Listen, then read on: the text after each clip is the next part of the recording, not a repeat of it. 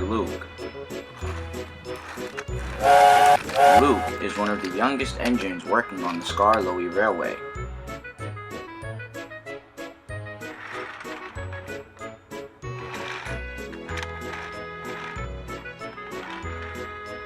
Because he is so young and very inexperienced, the thin controller often helps young little Luke out with whatever he needs.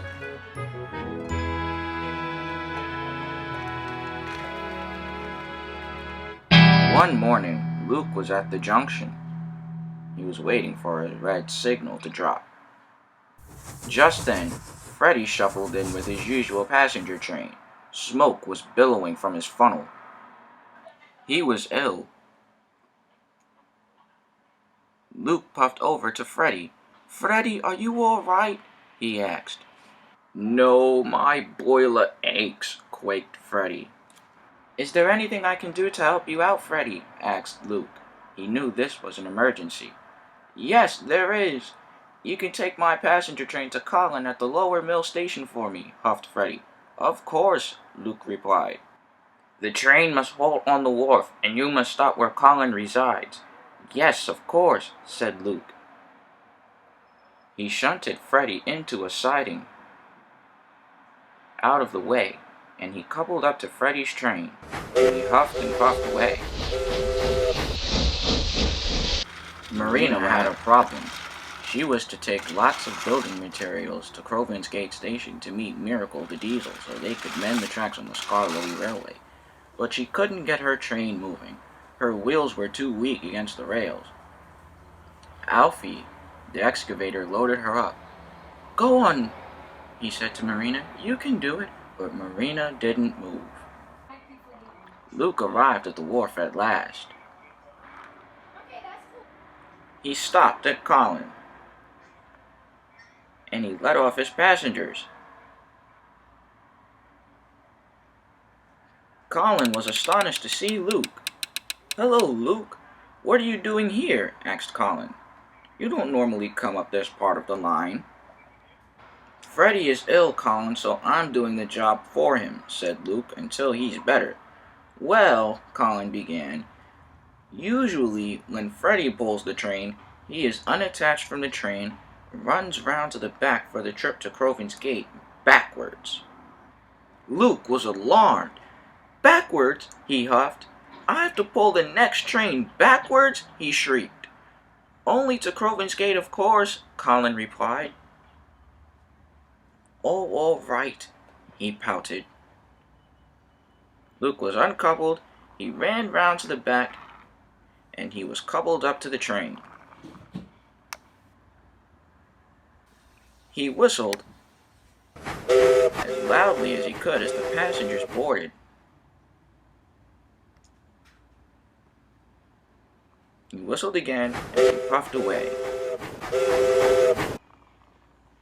Just then, Skarloey arrived. He came to pick up a truck of stop signs and building supplies to take to Crovan's Gate. "Hello, Colin," he said. "How does the day find you?" "The day finds me well, Skarloey," said Colin. "It's good to see you. How are you?" "I'm fine today, thank you. I just have to take these stop signs along the line." "Well," said Colin, "you should hurry. Luke's just left, and he's pulling Freddy's train backwards to Crovan's Gate." "Why's Luke doing that? Where's Freddy?" said Skarloey. "Luke's due at Blue Mountain Quarry right now." "So, where is he?" "Freddy's ill, apparently," said Colin, "so Luke's doing the job for him." Just then, Miracle the Diesel oiled into the wharf. Skarloey had never seen Miracle before, but he knew when he had met her that he had seen a miracle indeed. She was worried. "Skarloey, have you taken those building materials across the line?" "Not yet. Why?" said Skarloey. "Because there's a big bump in the track on the hill," said Miracle. "Any engine that goes across it must be stopped." "Luke's going up that hill to Crovan's Gate," cried Colin. "You must warn him." "Right," said Miracle. "We have to get there right away." "Wait, did you just say Luke?" "Yes," said Skarloey. "Luke's not working at the Blue Mountain Quarry. He's filling in for Freddy. Freddy is ill." Then if Freddy's ill and Luke's going along damaged tracks, then we must warn Luke to puff very carefully. Of course, said Scarlowy. He's just left a few moments ago, hasn't he, Colin? Yes, he has, said Colin. He just left right before you arrived, Scarlowy. All right, said Miracle. So it shouldn't be long before he reaches the hill. Miracle dieseled away. Scarlowy liked Miracle. She's a hard worker indeed, chucked Scarlowy. And he followed after her.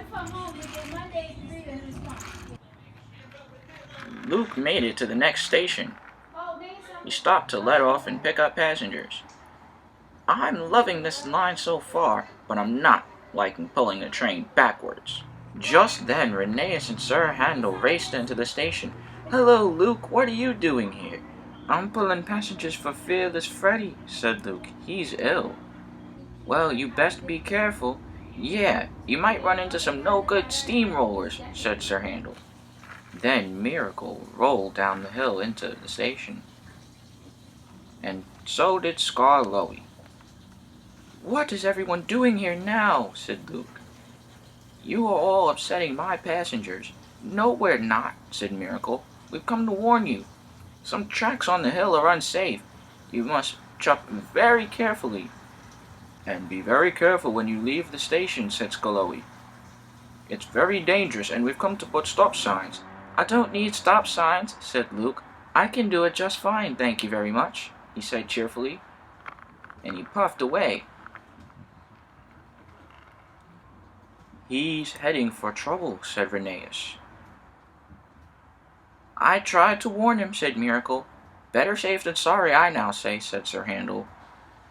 I'm sorry to say, said Scarlowy, that it's best if we go after him. He chucked. No, said Miracle. It's a pity, but the wee little engine will have to learn for himself, she said, and she left. Rheneas and Sir Handel left to go fill in for Luke at Blue Mountain Quarry, and Scarlowy followed Miracle out of West Salisbury Merictopion Station. Luke puffed uphill. He didn't like it. They went up the steep slope. This slope is too steep. This slope is too steep, cried Luke. His driver saw that there was a crack in the track. So the driver applied the brakes and slowed his engine down. Luke was cross. Dominic and Wisdom had been sent to help Marina.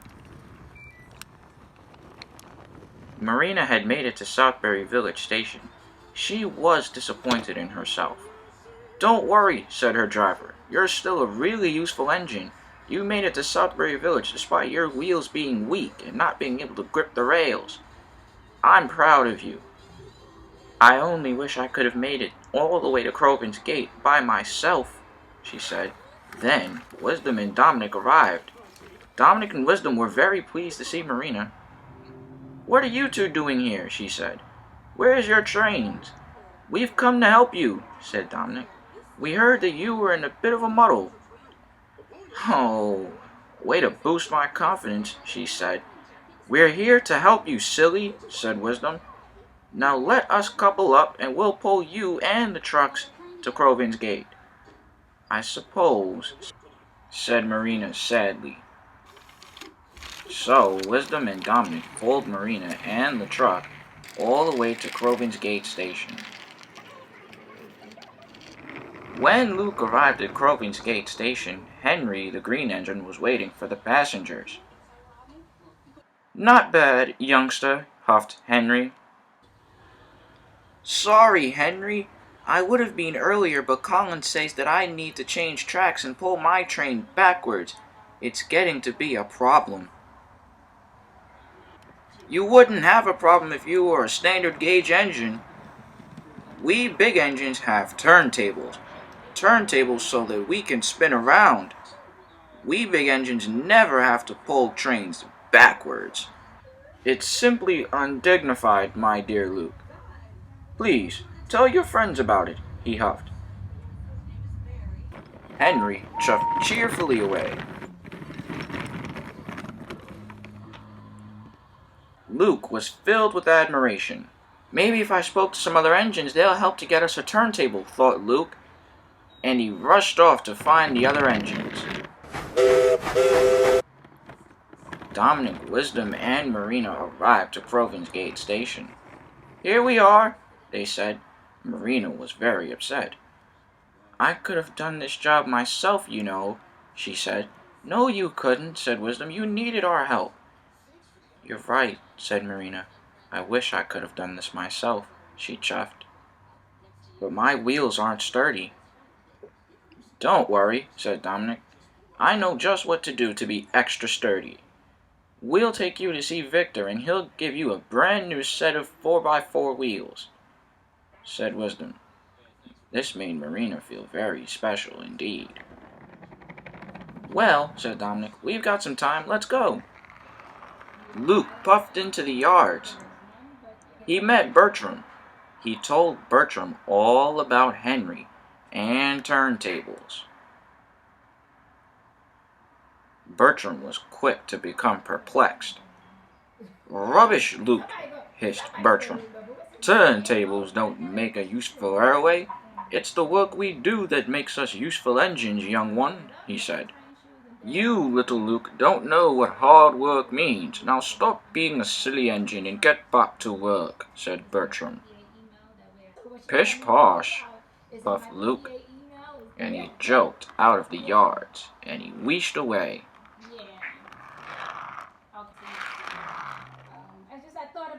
1650 was now impressed. I want a turntable, he said. A turntable for the buses, don't you know? Don't be silly, said Bertram. You're acting as daft as Luke is. Buses can't have turntables. You have the road. It's an open space to turn round. 1650 was unamused by Bertram.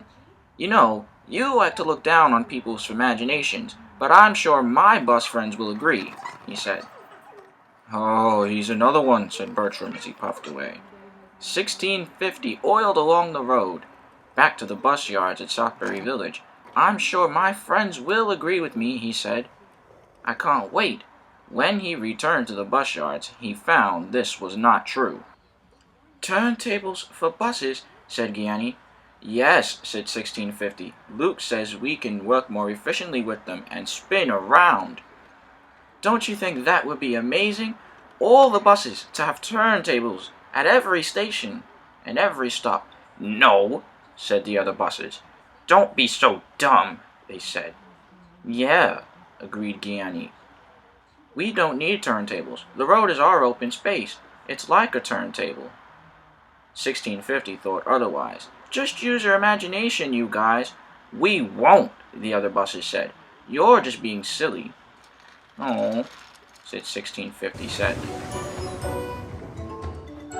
The next morning, Luke awoke bright and early and went to Crovin's Gate and collected his passenger train.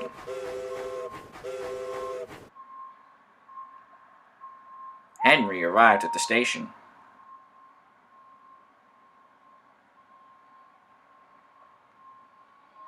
Morning, youngster, said Henry to Luke. So, tell me, Luke, did your friends agree about the turntable business? Asked Henry. No, they didn't, said Luke. Instead, they said you had been teasing me, he chuffed. Henry was shocked. Teasing you? Cried Henry. No. They've got it all wrong. My dear Luke, turntables are of good use. They help an engine to turn around. Look, there's Belle on the turntable now. Belle, cried Henry. Please tell our dear young engine Luke the purpose of turntables. Belle puffed over. Belle was puzzled. Then Henry grinned at her. Belle soon saw sense. Yes, Luke, you and your friends do need a turntable. They'll make you exemplary, said Belle. Luke was pleased. Thank you, Henry. Thank you, Belle, he chuffed cheerfully, and then he steamed away with his passengers. Belle was confused. Henry told her all about it. He's obsessed with turntables, said Henry. Oh, said Belle. Hmm. Yes, said Henry. He pulled his train forwards back to the wharf at Colin, and then for the run back to Crovin's Gate, he went backwards. He began climbing the rigorous slope. His driver nor his firemen were paying any attention. They were making sure that his water pressure was high and his steam gauge was safe. Luke started down the hill, but then there was trouble. The crack in the track had gotten even bigger than before. Nobody noticed it. Luke went too fast down the hill. "Oh no!" he cried. "Help! Help!" shrieked the coach. They went over the big bump. Oh my goodness! The passengers in the carriage were very shook. Luke raced into Crovin's Gate station and crashed off the tracks. "Bust my buffers!" cried Luke. The carriage was safe. Luckily no one was hurt, but Luke was derailed and very shamefaced indeed. Soon, Bertram and fearless Freddie arrived. Oh no! Freddie had come back from the works. "Freddie, you're back from the works. Are you all right?" said Luke. "Oh yes, of course," said Freddie. "I had my tubes cleaned out. It's nothing a little sweeping the old boiler can't fix, eh, Luke?" he chuffed. Luke chuffed gravely. "I suppose," he said. He couldn't concentrate. "Well, Luke," said Bertram, "it seems the turntables have turned the tables on you," scoffed Bertram. "Ha ha ha," said Luke sarcastically. "That joke sucks, Bertram. You think you're funny? You think you're a comedian?" Henry and Belle were chuckling. They had seen everything. "Oh, my, Luke," said Belle. "I didn't think that you would take what we said so seriously." "Yes," said Henry. "I thought you'd eventually see sense at some point, eh, Luke?" You guys saw everything," said Luke. "Oh," said Freddie. Hey, Bertram. Anything suspicious about this now, isn't there?" "Yes, of course," said Bertram.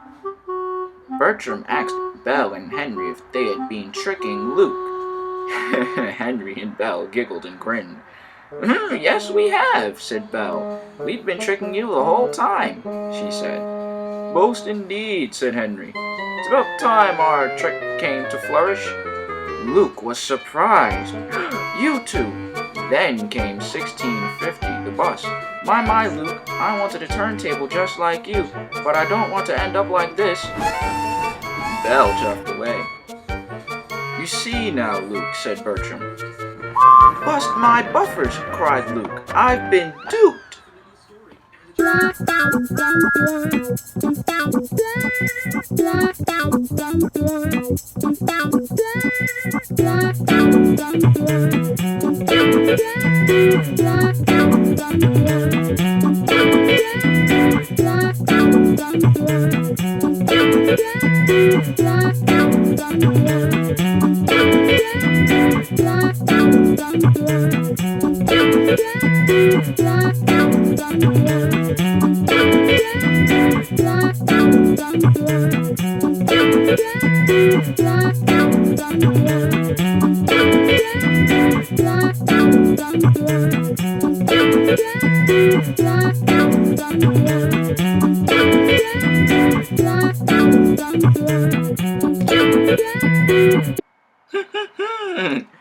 And then he raced right off the rails.